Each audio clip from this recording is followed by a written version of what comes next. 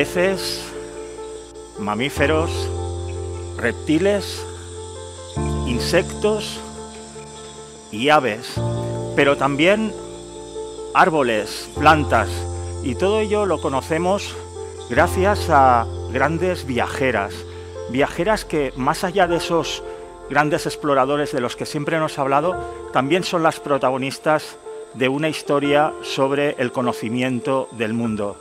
De todo ello hablaremos en esta nueva sesión de las Live Talks del Museo de la Ciencia Cosmocaixa, en colaboración con la Asociación Catalana de Comunicación Científica.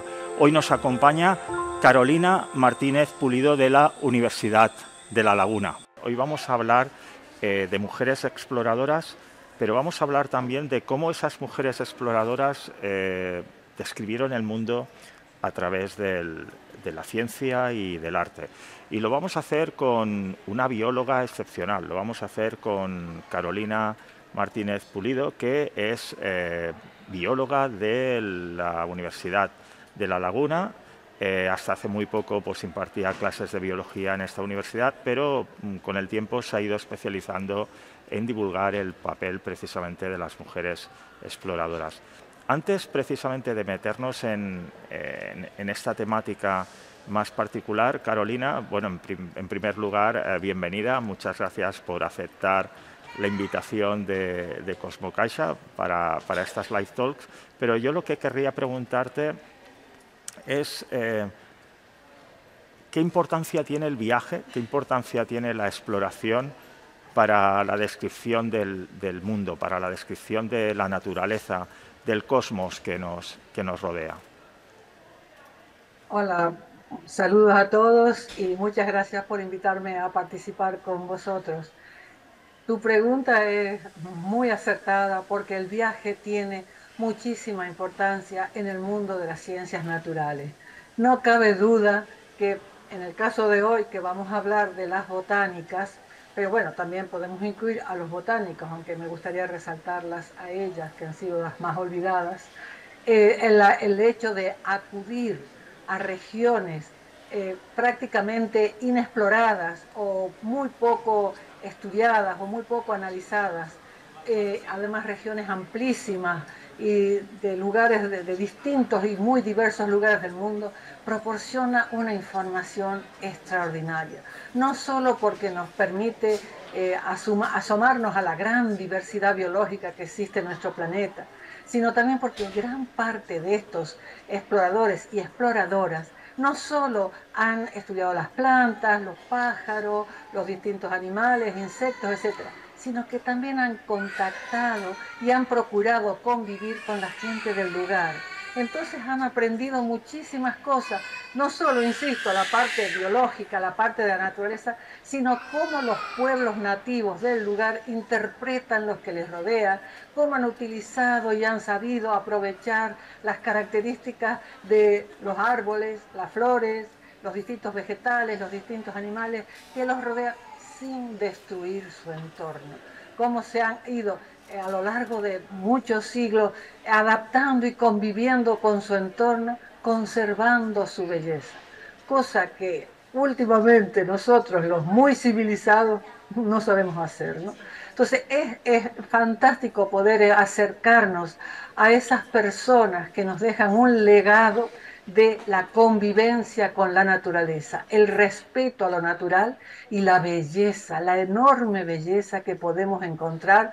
Bueno, en la flora es una maravilla. Y cuando esos exploradores o exploradoras son artistas, porque no todos los exploradores han sido artistas, pero muchos de ellos sí han podido utilizar el arte a favor de la ciencia. Y entonces, evidentemente, nos transmiten mucho más, porque hay cosas que casi es imposible definirlas con palabras. Y como ya todos sabemos, una imagen nos da una idea inmediata de algo tan maravilloso como es nuestra naturaleza y como es, en fin, la necesidad de no destruirla, ¿no?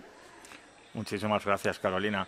De hecho, decir que como en todas las Live Talks de Museo de la Ciencia Cosmocaixa, por supuesto es muy importante vuestra participación.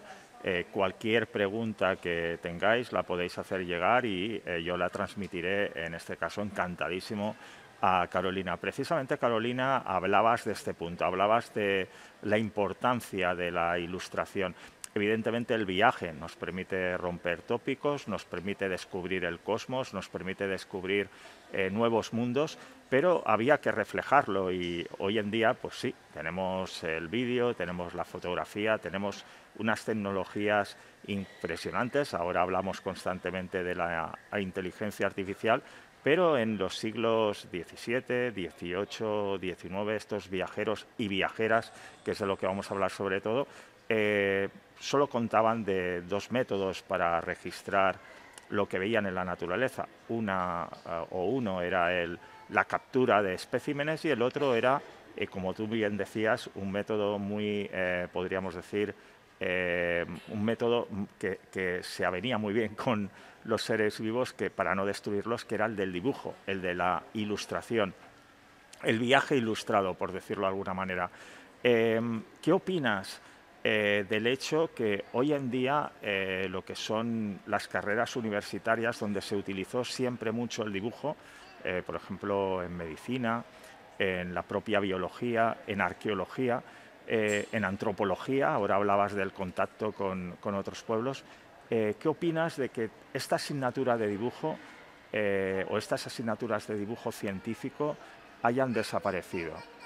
Porque, claro, el problema es que hoy en día ya encontramos pocos libros ilustrados científicamente que sea con dibujo a mano. Casi todo lo vemos ya a través de fotografías o de documentales con el vídeo. ¿Se tendrían que recuperar estas asignaturas de ilustración, de dibujo en el ámbito universitario? Por supuesto que sí. Hay que tener en cuenta, así, quizás que no todo el mundo tiene capacidad para dibujar, eso es evidente. Pero la fotografía no, ha habido un debate muy interesante a lo largo de, fin, desde que se descubrió y se empezó a utilizar la fotografía, como señalando que esta nueva técnica, cuando era nueva, pues podría de alguna manera ocultar o hacer casi como desaparecer el dibujo. Pero no es así. Constantemente están saliendo a la luz informaciones procedentes de grandes artistas, hombres y mujeres, que nos señalan la enorme ventaja que nos proporciona el dibujo, sobre todo porque estamos centrados en la botánica, pero podríamos aplicarlo también a otras ramas de las ciencias naturales.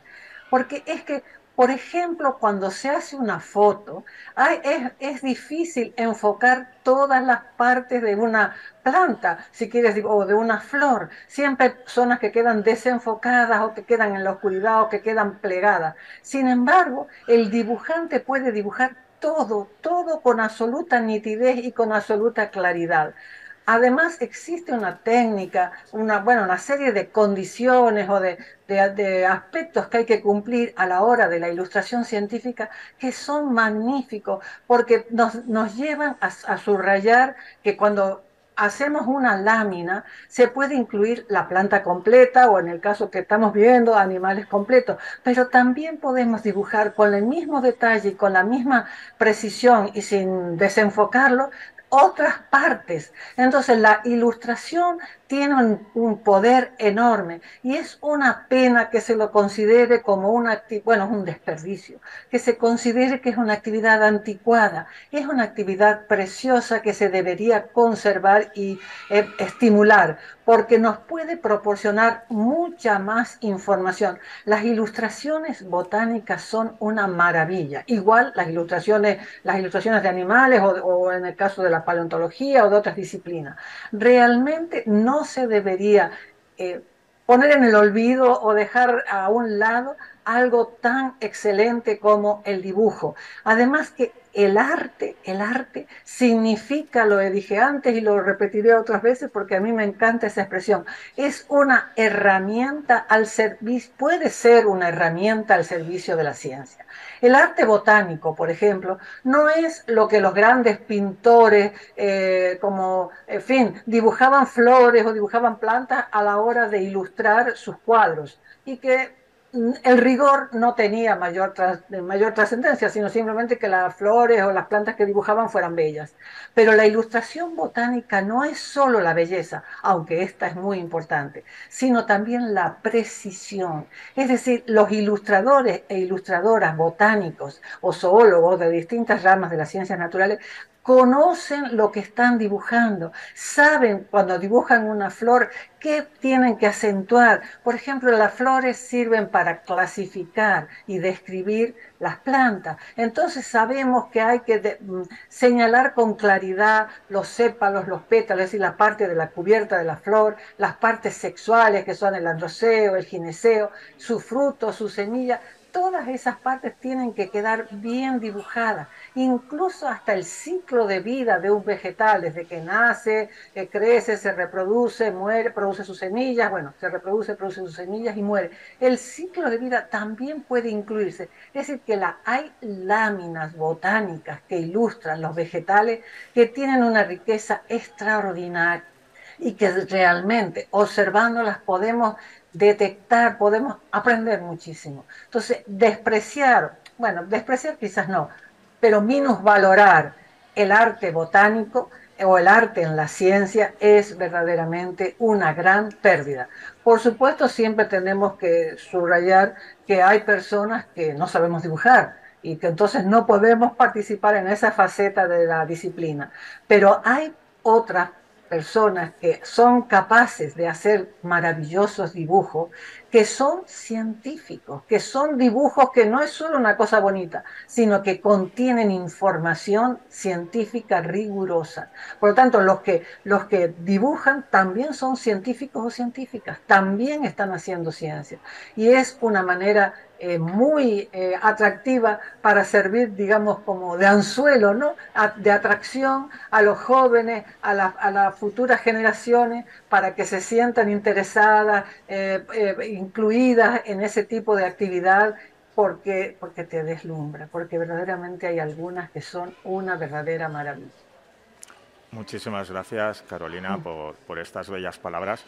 Decir que hemos estado viendo varias imágenes, gracias a nuestro equipo técnico, varias imágenes de ilustraciones que están precisamente dentro de lo que es la zona del el Bosque Inundat, de aquí de la Sala Univers de Cosmo Caixa.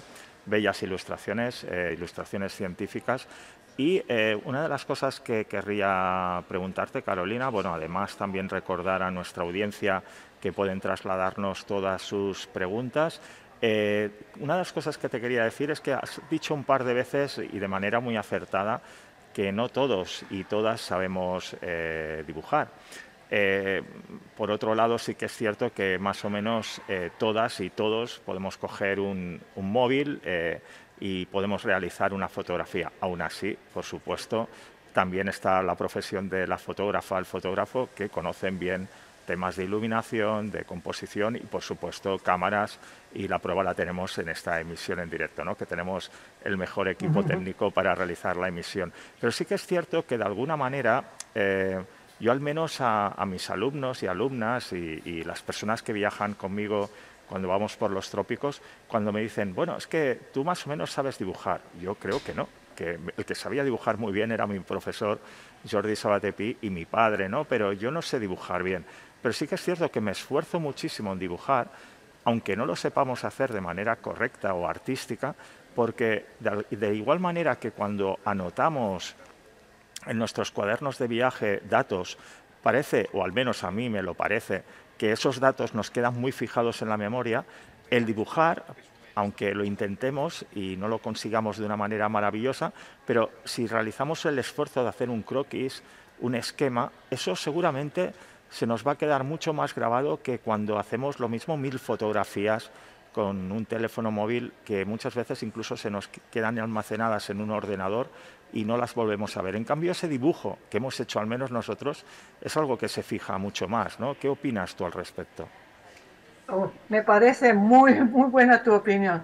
Realmente no todos podemos hacer una obra de arte o una pintura que maraville a quien la contempla, pero sí podemos hacer esbozos. De hecho, gran parte de las artistas científicas, botánicas, muchas veces no pueden dibujar o hacer sus preciosas láminas a partir del contexto donde están, a lo mejor en una selva, en un desierto, en una zona muy inhóspita, pero saben hacer esbozos, saben hacer pequeños esquemas o cuidados esquemas, y esos esquemas son valiosísimos, porque lo que tú dices, no solo al que lo hace le permite fijarse más y por lo tanto al mismo tiempo fijar también lo que están observando en su propia memoria, sino que al mismo tiempo es un esfuerzo de observación.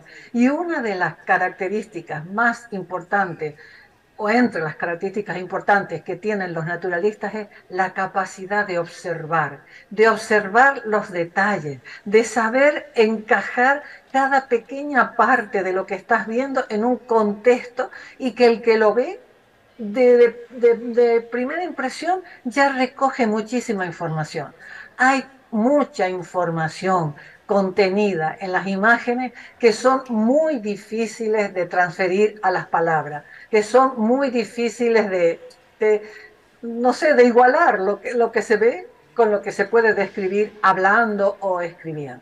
Bueno, veo que aquí han puesto una imagen que le mandé a tus compañeros, les mandé a vos, os he mandado, sobre una grandísima ilustradora botánica que se llamaba María Sibila Merian. Esta mujer, quiero aprovechar para detenerme en ella porque fue una maravillosa ilustradora, pero no solo una maravillosa ilustradora, fijémonos en los años que vivió, en 1647 a 1717. Pues en esa época ella fue inicialmente, pintaba y dibujaba, incluso sus primeras pinturas fueron para telas, ¿no? Pintaba telas para luego hacer trajes o hacer cortinajes.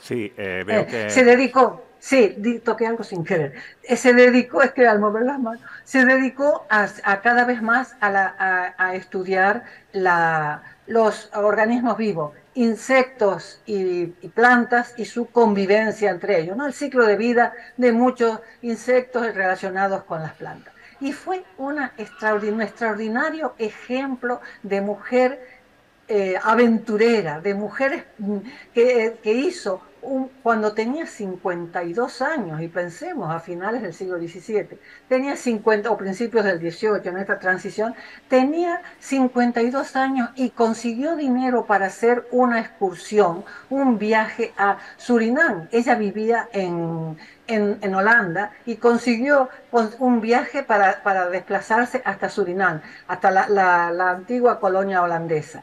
Y allí realizó una serie de trabajos, una serie de recolecciones, una serie de dibujos, que bueno, yo aquí he puesto solo uno para no exagerar o para no poner un número demasiado elevado de imágenes, pero cualquiera puede poner María Merian en internet, en Google, y verán la maravilla de sus dibujos. Fue una extraordinaria mujer, investigadora, científica, sin tener formación universitaria, que dio al mundo una serie de conocimientos maravillosos sobre su pintura, sobre su capacidad de observación y sobre su estudio y entendimiento. Por ejemplo, aquí vemos el ciclo de vida de un gusano que se transforma en crisálida y luego en mariposa y vive a expensas de una determinada planta. Es decir, no dibujó la planta ni dibujó el insecto por separado, sino que todo en su conjunto.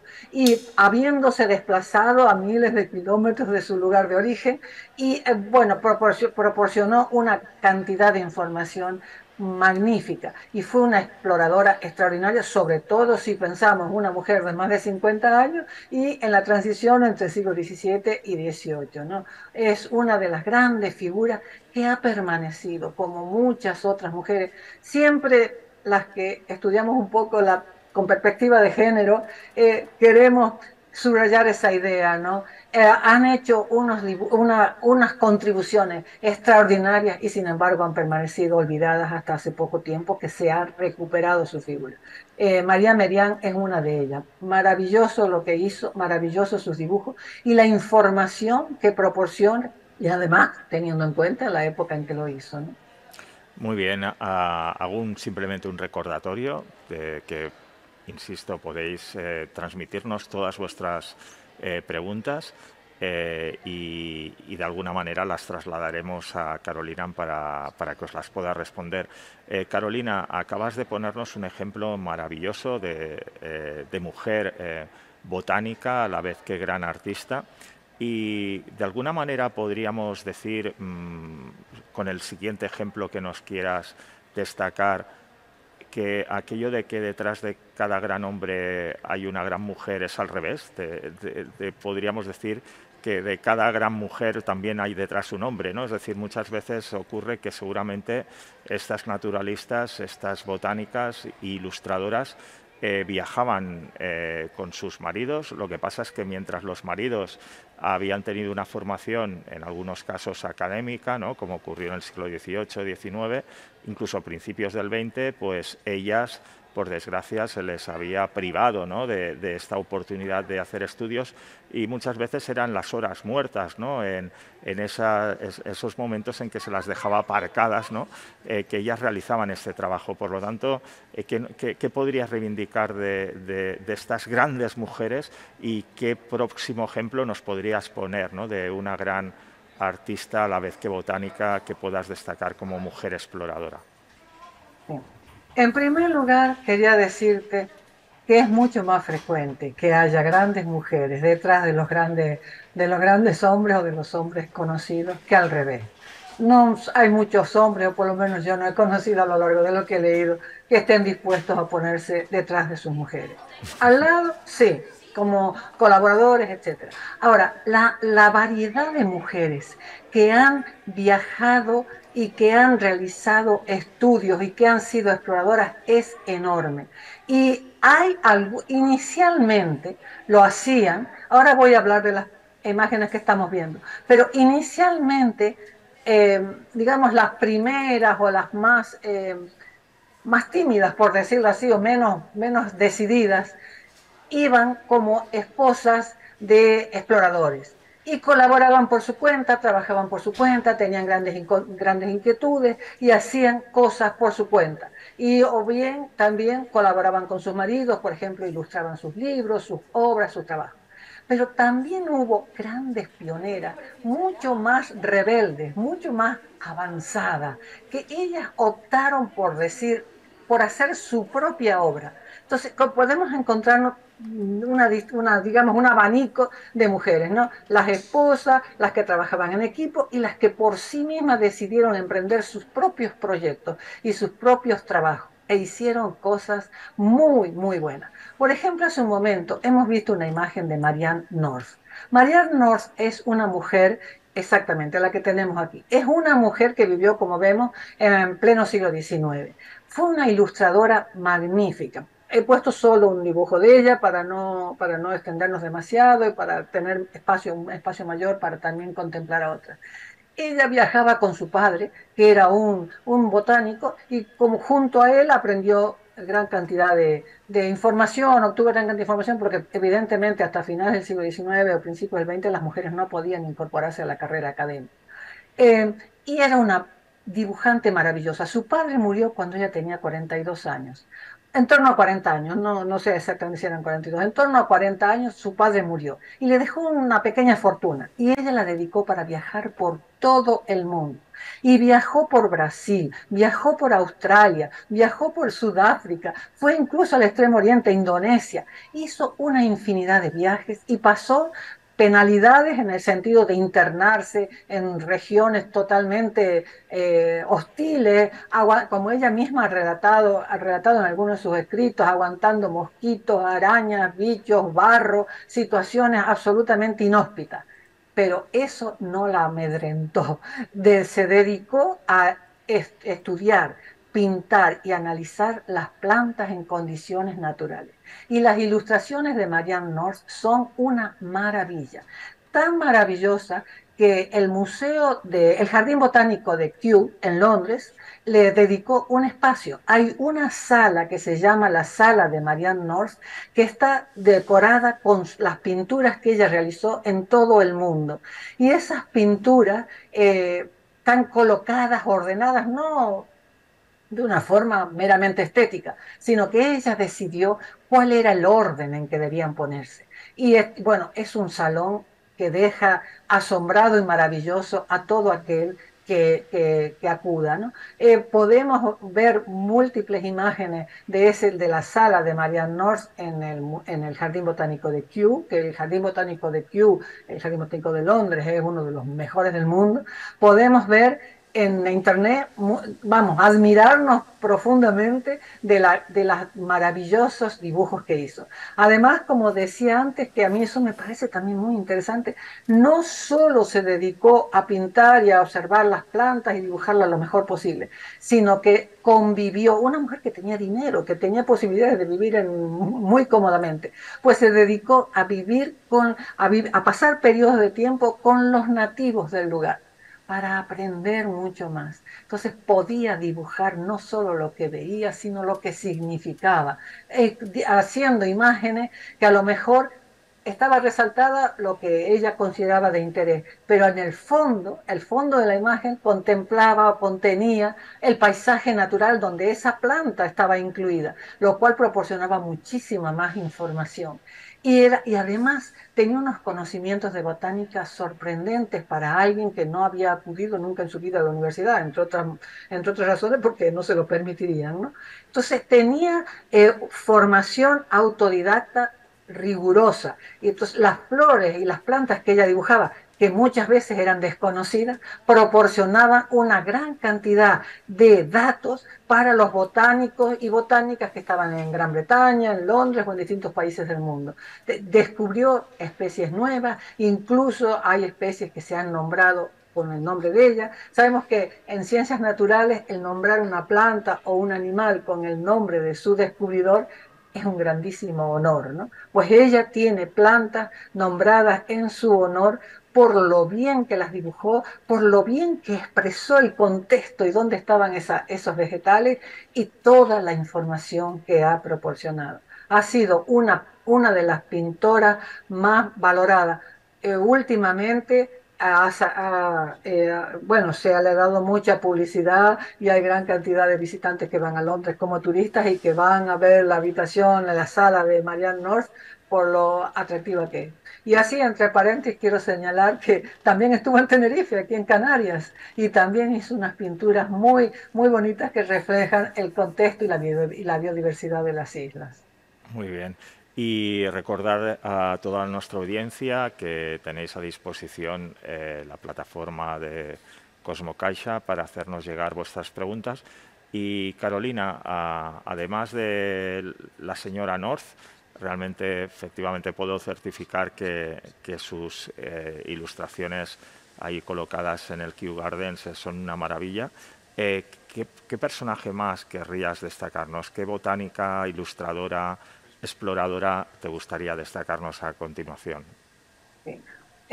Una de vuestras compañeras me pidió que mandase algunas diapositivas o dibujos o esquemas de lo que quería hablar. Yo elegí 6 mujeres, pero mira, si hubiera elegido 60, me hubiera quedado corta. Hay muchísimas. Entonces, es muy difícil de elegir cuando hay tanto y tan bueno, ¿no?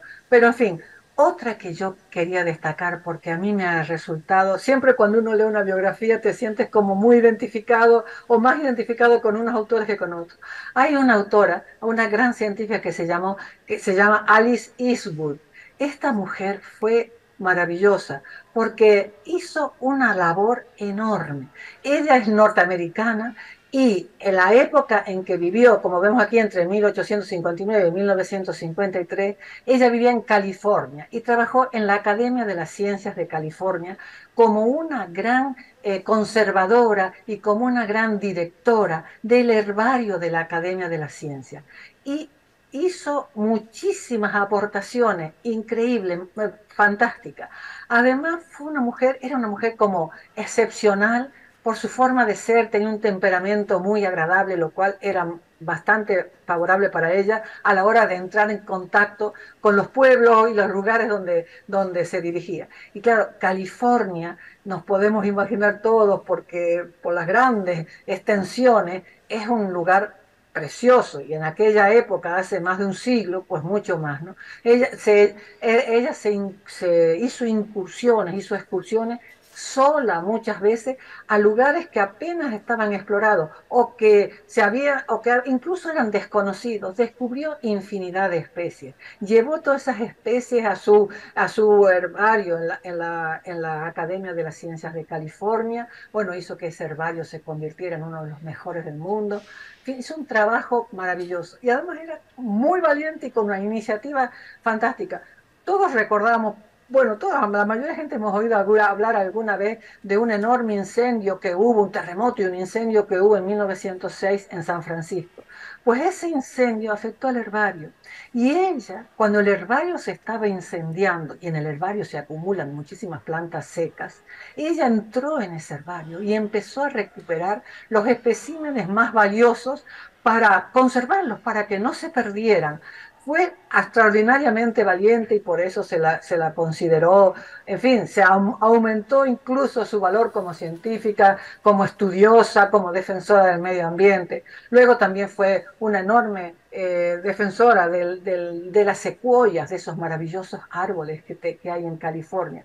Esta mujer a mí me ha resultado de las biografías más agradables que he leído porque reunía tantas características positivas, ¿no? Lo generosa que era. Muchos autores señalan, biógrafos que han tratado su vida, que era tan buena recogiendo nuevos especímenes como consiguiendo nuevas amistades.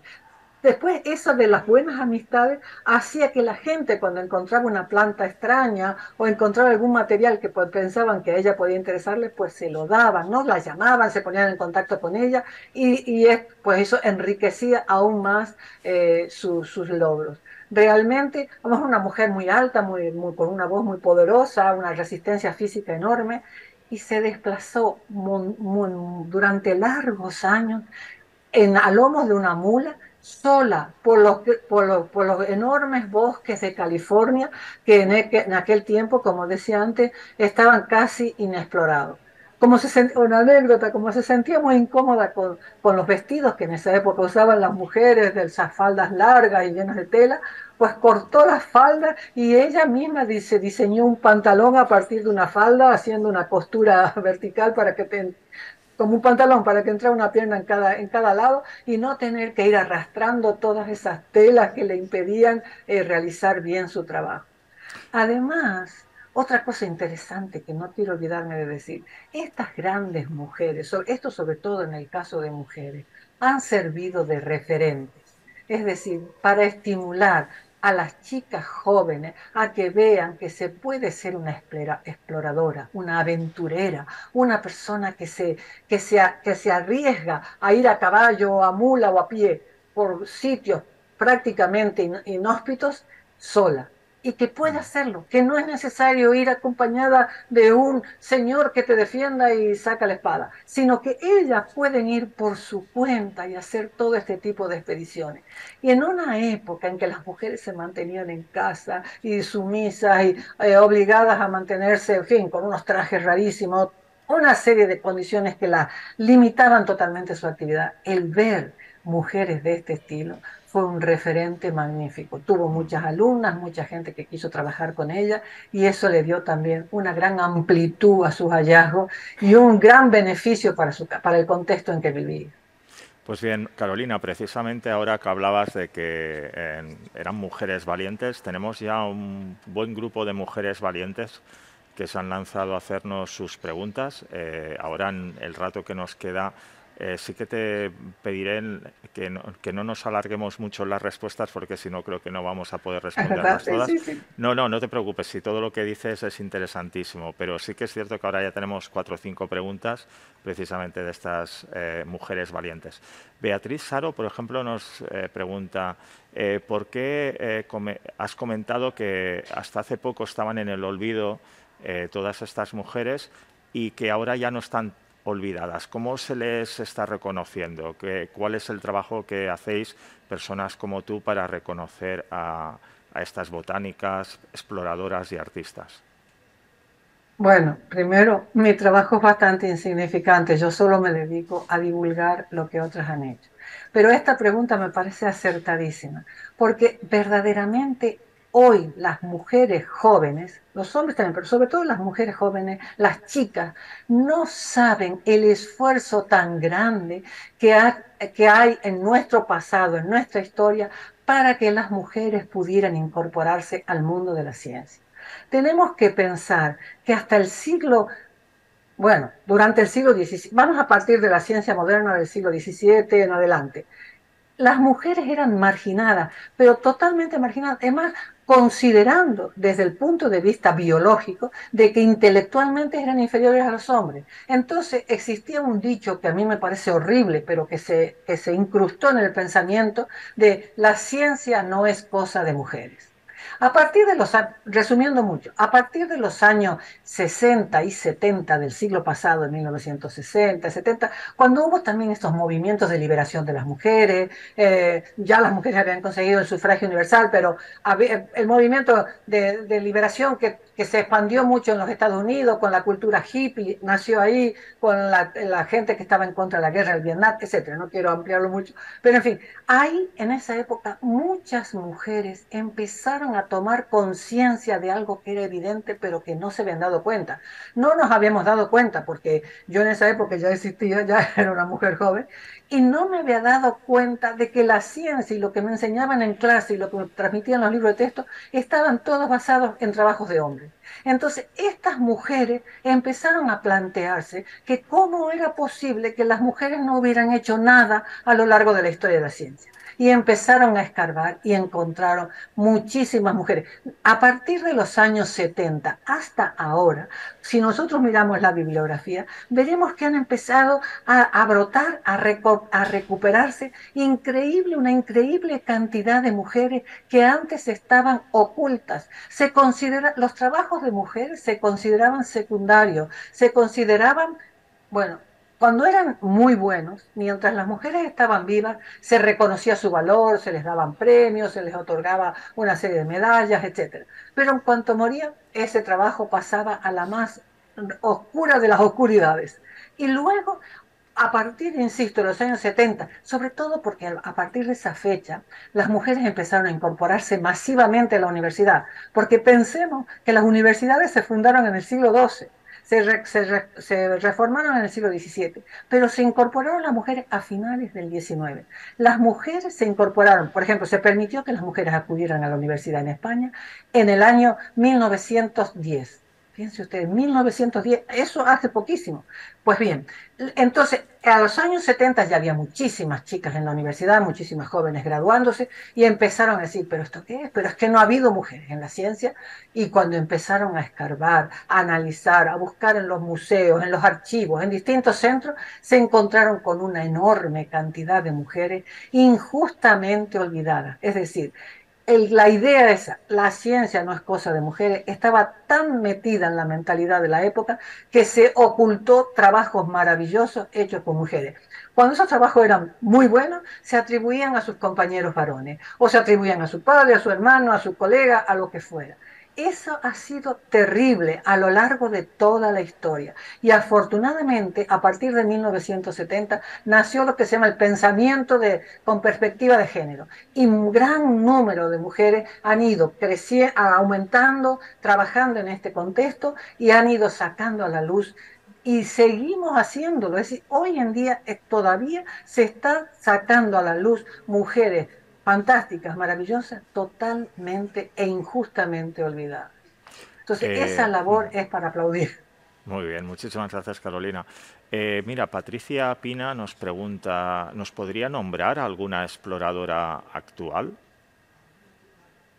Bueno, actuales hay muchas, hay bastantes. Yo no me he dedicado tanto a las mujeres que en el siglo XXI están trabajando, porque creo que no necesitan ser recuperadas. Ellas mismas saben darse a conocer y saben hacer que sus actividades tengan un reflejo. De todas maneras, hay muchos artículos escritos, diversos artículos que podemos encontrar en Internet, que describen cómo, a pesar de todo lo que hemos avanzado hasta ahora, todavía las mujeres suelen ocupar un lugar secundario en las publicaciones científicas, etc. Pero bien, para no extenderme, porque a lo mejor me alejo mucho de la pregunta, sí puedo destacar a una que les mandé, que mandé su imagen, que se llama Margaret Mee, que no es actual al 100%, porque vivió a lo largo del siglo XX, murió en 1988.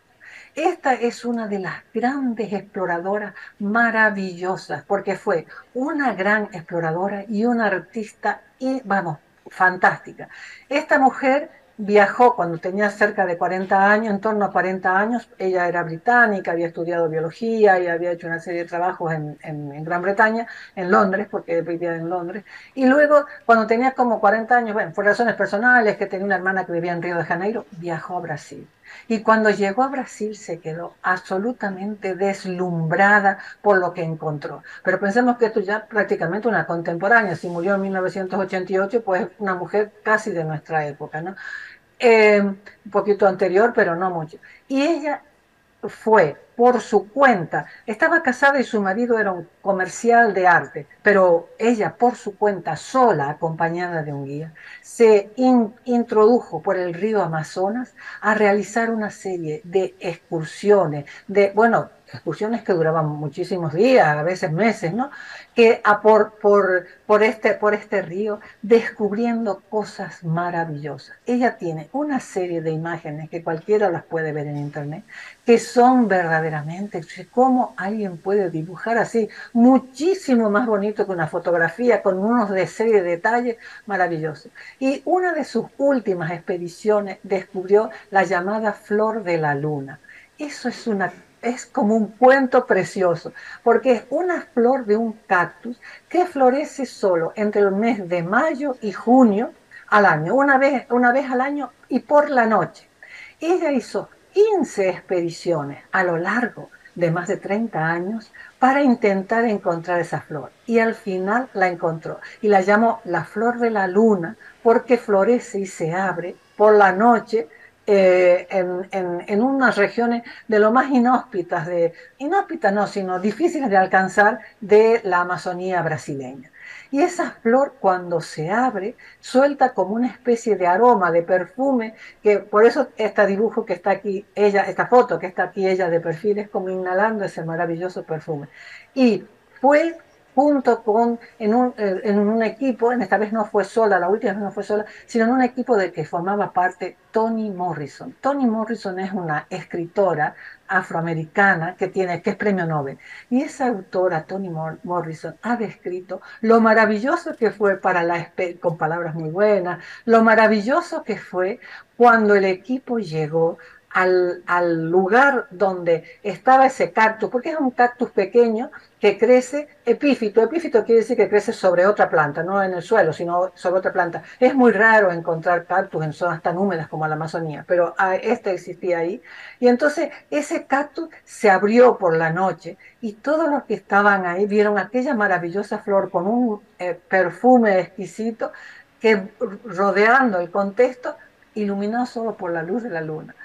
Bueno, si una escritora premio Nobel describe esto, podemos imaginarlo, la maravilla que es esa experiencia, ¿no? Entonces, esta gran exploradora fue un ejemplo fantástico para explicar cómo en pleno siglo XX, hasta finales del siglo XX, aunque pensamos, ya todo está descubierto y ya no quedan sitios naturales, cómo fue capaz de llegar a encontrar una de las flores más bonitas que existen en la naturaleza, entre las más bonitas, no quiero decir que sea la más bonita, pero eso sería muy difícil de establecer, pero entre las más bonitas. Entonces fue un hallazgo maravilloso, aparte por supuesto de todo lo que ella descubrió, pintó y dibujó, porque era una artista maravillosa, todo lo que dibujó sobre la flora de la Amazonía. Es uno de los ejemplos más recientes, que además lo podemos contemplar a lo largo de todo el siglo XX, y que desde su nacimiento hasta su muerte, ¿no? Así que no es una vida que todavía esté realizándose, sino que es una obra completa que ha sido admirada y respetada y aplaudida desde todos los puntos de vista, desde el punto de vista del arte, desde el punto de vista de la botánica, desde el punto de vista de los amantes de la naturaleza. Además, otra cosa que tuvo también, que es muy actual, fue una gran luchadora en contra de la destrucción de la Amazonía. Todos habemos oído en algún momento cómo se ha intentado o se está intentando deforestar la Amazonía, cómo se está destrozando esos bosques preciosos y esa naturaleza maravillosa para crear autovías, para buscar, por razones mineras, por razones económicas, ¿no? Para encontrar minerales, productos que puedan ser valiosos en el mercado. Y ella ha sido una gran defensora a hacer público la belleza que hay todo ese contexto del río Amazonas y lo horroroso que es para la humanidad que todo ello se destruya en fin, por fines económicos, por ambición de dinero, ¿no? De conseguir, pues, ganar más. Muchísimas gracias, Carolina. Mira, para cerrar, muy brevemente, si nos pudieras responder una pregunta de Yara Espinosa, y que creo que sería un buen colofón para esta magnífica exposición que nos has hecho hoy sobre mujeres exploradoras, sobre todo botánicas, artistas. ¿Hay algún libro que recoja las biografías de estas mujeres, las hazañas de estas mujeres? Nos has hablado de libros más concretos, más específicos sobre alguna de ellas, pero así, o tienes tú en mente, o has procedido a escribir algún libro donde se hable de estas biografías. Bueno, yo por una parte estoy terminando un libro sobre estos temas porque cuando empecé a estudiarlos me quedé tan enamorada que dije, quiero conocer más esto y la mejor manera es escribiéndolo, ¿no? Pero todavía no lo he publicado. Pero sí quiero señalar un dato que yo creo que es muy valioso. Existe un blog, Mujeres Conciencia, mujeresconciencia.com, así se entra fácilmente en su página web. Este blog depende de la Universidad del País Vasco y está editado por una profesora, una excelente divulgadora de la ciencia que se llama Marta Macho Stadler. Ahí encontrarán muchísima información sobre estas mujeres botánicas y sobre mujeres científicas de muchas otras especialidades, ¿no? Hay, como digo, muy buena literatura al respecto, que hay con sus citas y todo. Yo también colaboro en ese blog y tengo ahí montones de citas. Ahora, un libro, lo que pasa es que no es muy reciente, pero es fantástico, que está escrito por una investigadora que se llama Londa Sievinger. Esta mujer ha escrito un libro que se llama, lo tengo así apuntado, perdón un momento para decir, porque no está traducido, ese es el problema, ¿no? Bueno, es un libro que se trata de ella estudia las científicas desde un punto de vista histórico. Y además señala las grandes contribuciones que han hecho y cómo han sido limitadas por el simple hecho de ser mujeres, por el simple hecho de ser mujeres. Y Londa Sievinger, qué pena que no lo tengo aquí, pero no me acuerdo muy bien dónde está. Ah, perdón, que a veces uno tiene tanta información que, este, que me pierdo. Bueno, Carolina, tampoco te Sí, preocupes. Como nos has sí, dicho la mira, autora, yo creo que... sí, lo van a hacer. Y mira, yo lo que aconsejo es que entren en el blog mujeresconciencia.com, Muy que bien. ahí tienen muchísimas, además escrito, porque el apellido de esta mujer también no es fácil porque es una de origen alemán y es medio difícil de escribir. Pero entran en el blog Mujeres Conciencia y ahí van a encontrar una enorme cantidad de bibliografía, además para todos los niveles, para gente que quiera leer un libro altamente especializado o para quien le interese la divulgación. Muy bien. Además, la editora de este blog es muy buena buscando imágenes e ilustrando, lo cual también nos sirve porque cuando estamos mirando algo, pues vemos un dibujo que nos gusta y decimos, qué interesante este tema, quiero entrar aquí o esto me parece muy complejo, lo dejaré para otro momento. Es verdaderamente, ahí pueden encontrar como un hilo del cual tirar y se encontrarán muchísima información, muchísima información. Muchísimas gracias, Carolina Martínez Pulido, profesora emérita de la Universidad de La Laguna. Ha sido una exposición magnífica. Hemos aprendido muchísimo sobre estas mujeres exploradoras, botánicas y artistas. Agradecerte que hayas participado en esta sesión de Cosmo Caixa Live Talks, organizada por el Museo de la Ciencia Cosmo Caixa y la colaboración de la Asociación Catalana de Comunicación Científica. Muchas gracias a nuestra audiencia por las preguntas y al equipo técnico por hacer posible pues, estos programas de los que aprendemos todas y todos. Muchas gracias, Carolina. Muchas gracias a todos, muchas gracias a ti. Y nada, buenas tardes y a seguir con esta labor de divulgación de la ciencia y del papel de las mujeres. Muchas gracias.